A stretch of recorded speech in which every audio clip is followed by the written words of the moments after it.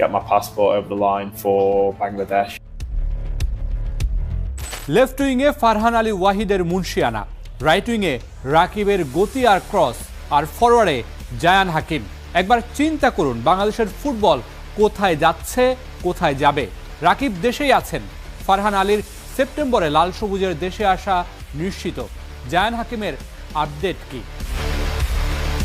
সবশেষ তথ্য বলছে সেপ্টেম্বরেই বাংলাদেশে আসছেন জায়ান হাকিম। সব ঠিক থাকলে সেপ্টেম্বর উইন্ডোতেই বাংলাদেশের হয়ে অভিষেক হবে এই ফরওয়ার্ডের। তবে এর মধ্যেই পেরোতে হবে কিছু ধাপ, যে ধাপের কাজগুলো ইতিমধ্যেই গোছানো শুরু করেছে বাংলাদেশ ফুটবল ফেডারেশন।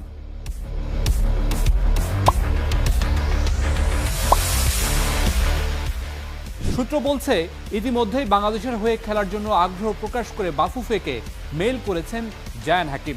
সেই মেইলের সূত্র ধরেই কাগজ গোছাচ্ছে বাফুফে। তবে জায়ানের বেশ কিছু কাগজ এখনো মিসিং। প্রথমত জায়ানের বার্থ সার্টিফিকেট তৈরি করছে ফেডারেশন।